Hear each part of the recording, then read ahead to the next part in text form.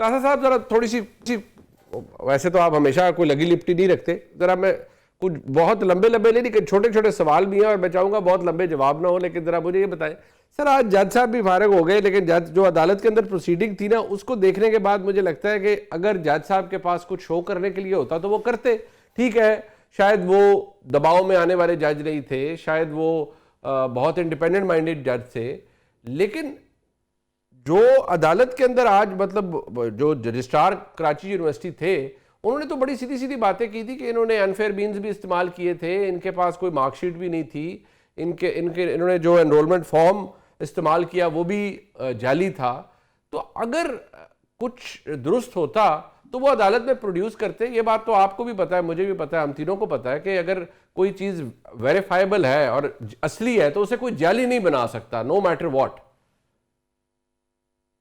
جی بہت شکریہ آپ کا.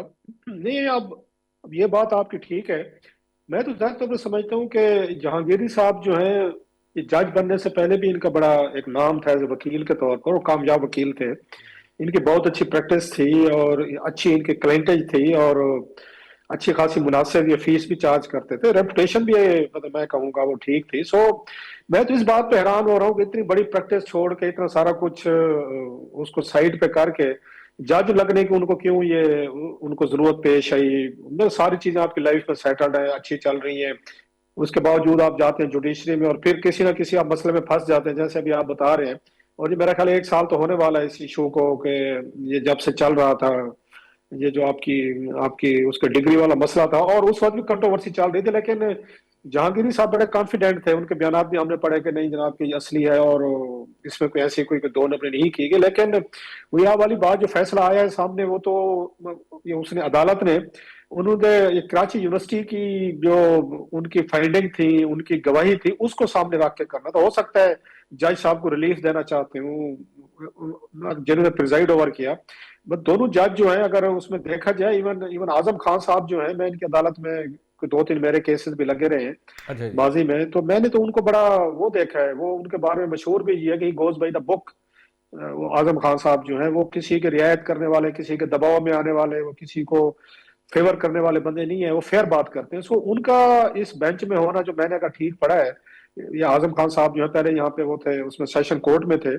سو اس سے ایون جہانگیری صاحب جو ہے ان کا کیس جو ہے کمزور پڑتا ہے اور ان کی ریپوٹیشن جو ہے ان کی میرا خیال ہے ہارٹ ہوئی ہے. مطلب آج تک مجھے نہیں سمجھ آئی کہ ایک اچھے وکیل کو کیوں ضرورت پیش آتی ہے کہ وہ جائے اور اس میں عدلیہ میں جائے, اور پھر اس طرح کے جب پالیٹکس شروع ہوتی ہے, چیزیں شروع ہوتی ہیں, یا تو انیشل سٹیج پہ کوئٹ کر جاتے ہیں جب اگر انہیں پتا تھا کہ اس طرح کی کچھ چیزیں ہوئی ہیں. اب انہوں نے اتنا لیٹ کر دیا کہ اگر ان کو عدالت نے فیصلہ ان کے خلاف دیا ہے تو اب ان کے لیے پھر ایک اس میں اپیل میں جائیں گے, سپریم کورٹ تک جائیں گے. اگر وہاں سے بھی یہ فیصلہ اگر ہولڈ کیا جاتا ہے, جو مجھے لگتا ہے, میں چھوٹا سا سٹوڈنٹ ہوں تو اس کا طالب علم ہوں, اس کا اتنا تو نہیں, آپ کو اس کا زیادہ پتا ہوگا لا کا, کہ اگر سپریم کورٹ تک معاملہ جاتے ہیں اور وہاں بھی سٹیمپ ہو جاتے ہیں light of evidences provided by Karachi university registrar, تو پھر کیا کریں گے؟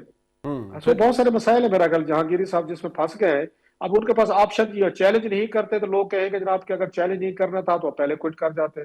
چیلنج کرتے ہیں تو انہیں یہ خدشہ ہوگا کہ اس میں سٹیمپ لگ جائے گی, نہیں کرتے تو بھی فائنلٹی کی طرف چلی جائے گی ججمنٹ. سو میرا خیال ہے ان بیٹ اس میں بیس اس میں ٹربل میں تو ہے یقینی طور پر جہانگیری صاحب جو ہے. اچھا عمران شفقت صاحب, یہ کہا جاتا ہے جی کہ بڑے وہ انڈیپینڈنٹ مائنڈیڈ جج تھے اور یہ ان کا شمار ان 6 ججز میں ہوتا ہے جنہوں نے خط بھی لکھا تھا. تو نیچرلی جب آپ بہت انڈیپینڈنٹ مائنڈیڈ ہوں اور جو نظام ہے اس کے مطابق نہ چلیں اور یا you are not playing by the same rule book, تو آپ کو پھر مسائل ہوتے ہیں. تو کیا اس دلیل میں کتنا وزن ہے؟ میرا تو خیال ہے کہ دلیل ہی یہی ہے اور شاید وزن ہی اسی دلیل میں ہے جو آپ نے بات کی ہے. ادروائز تو دیکھیں کہ کسی سے ڈھکا چھپا نہیں تھا, جس طرح یہ معروف آدمی ہے اور بطور وکیل بھی اور ان کی اسٹوڈنٹ لائف بھی, جس کو ایک بڑی متحرک شخصیت تھے, ناؤن ایک پرسنالٹی تھے, اور یہ بار میں بات عام تھی. اور ان کے جو اسٹوڈنٹ دور میں بھی ان کے جو دوست ہیں وہ بھی کہتے تھے کہ جی کہ یہ یہاں سے تنگ آ کے اپنی جو پولیٹیکل ایکٹیویٹیز تھی ان کی, یہ پی ایس ایف کے فعال کارکن تھے, تو یہاں پہ جو پرچے وغیرہ ان کے اوپر ہوتے تھے، پولیس کاروائی کرتی تھی، تو اسے تنگ آ کے یہ کراچی گئے تھے کہ تاکہ وہاں سے ذرا کوئی آسانی کے ساتھ معاملہ کر سکیں. تو پاکستان میں دیکھیں جب جج کسی کو تعینات کیا جاتا ہے تو 20 انکوائریاں ہوتی ہیں اور 20 قسم کے ایجنسیاں ہوتی ہیں جو وہ این او سیز جاری کر رہی ہوتی ہیں، انٹرویوز چل رہے ہوتے ہیں. تو ایسا نہیں ہو سکتا کہ ایک یعنی یہ چیز جو ہے وہ آنکھوں سے اوجھل ہو جاتی. یہ پتہ ہوتا ہے پاکستان کا سسٹم کچھ اس طرح کا ہے کہ لوگوں کو اسی طرح کے ہی لوگ چاہیے ہوتے ہیں کہ جب کوئی ضرورت پڑے تو پھر ان کو مطلب کہ وہ حدودوں کے یوتھ سے اگر کوئی باہر نکلنا چاہے بھی تو وہ نہ نکلے. ہم نے ماضی میں بھی اس طرح کے کریکٹر دیکھے ہیں. تو یہ بھی معاملہ اسی طرح کا تھا. مسئلہ یہ ہوا کہ جو میری اطلاع ہے اور میرے جو کچھ دوست ہیں ان کی بھی اطلاع ہے کہ جب ان کے گھر سے وہ تھا نا جی وہ ویڈیو شیڈیو جی بننے جی جی والے کوئی جی جی آلات برآمد ہوئے تھے جی جی جو ان کا سرکاری گھر تھا، تو اس کے بعد یہ تھوڑا سا بڑا سیریس لیا گیا اس بات کو. اور اس وقت کی جو ڈی جی آئی تھے ندیم انجم صاحب، جی جی وہ بھی ان سے رپورٹڈلی ان کی ملاقات ہوئی تھی اور انہوں نے یقین دلایا تھا کہ یہ ہمارا کام نہیں ہے اور ہم نے ویسے وہ بندے لوکیٹ کر لی ہیں اچھا جنہوں نے یہ کیا تھا، اور یہ آپ کی شفٹنگ سے پہلے یہ سارا کچھ وہاں پر انسٹال کیا گیا تھا. ٹھیک تو وہاں پر معاملات ٹھیک طے پا گئے. لیکن جب آپ پالیٹکس کرنا شروع کر دیں اور آپ کی پوزیشن اس طرح کی ہو، آپ کے پاس عہدہ یہ والا ہو کہ آپ نے پالیٹکس نہیں کرنی، اور پھر اس لیول کے اوپر جا کے آپ کو ایشورنس دی گئی ہو اور آپ نے بھی تسلیم کیا ہو کہ معاملہ رفع دفع کرنے کا آپ نے عہد بھی کیا ہو کہ جی اوکے ڈن سب کچھ ٹھیک ہے، اور اس کے بعد پھر آپ کسی کے کہنے کے اوپر یا پھر کسی پیئر پریشر کے اندر آ کے آپ وہی کام شروع کر دیں، تو پھر ظاہر ہے کہ چیزیں اس طرح سے نہیں رہتی. آپ کو پھر حساب کتاب دینا پڑتا ہے. اور وہ جو انڈیپینڈنٹ آپ کہتے ہیں کہ جی یہ جج ہیں یہ 6، تو میرا تو دو اس میں نقطہ نظر ہیں. ایک پہلا یہ کہ وہ 6 جج صاحبان کو اب آ کے پتہ چلا کہ پاکستان میں کوئی حساس ادارے بھی ہیں، ٹھیک ایک.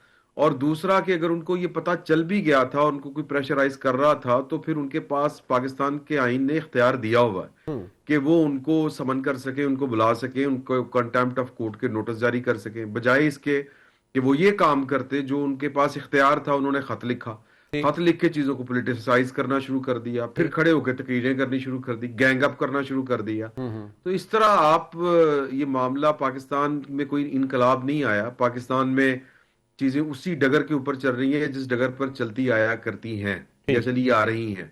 تو اس طرح کی چیزیں نا وہ گنجائش نہیں نکلتی. باقی یہ کہ جو آج ان کے خلاف ہوا وہ کو وارنٹوں میں، اب میرا یہ ذاتی خیال ہے کہ شاید وہ تھوڑی سی زیادتی ہو گئی ہے کیونکہ فورم ان کا یہ بنتا نہیں تھا. فورم آئین کا آرٹیکل 209 جی ہاں بڑا ویزیبل ہے، اور جس پہ آئین کی ذکر ہو جن لوگوں کا کہ ان کو ڈسکوالیفائی اگر کرنا ہے یا ایکسپیل کرنا ہے تو طریقہ کار اگر آئین نے دیا ہے تو پھر اسی طریقہ کار کے مطابق ان کو ڈیل کیا جائے گا یا کیا جاتا ہے.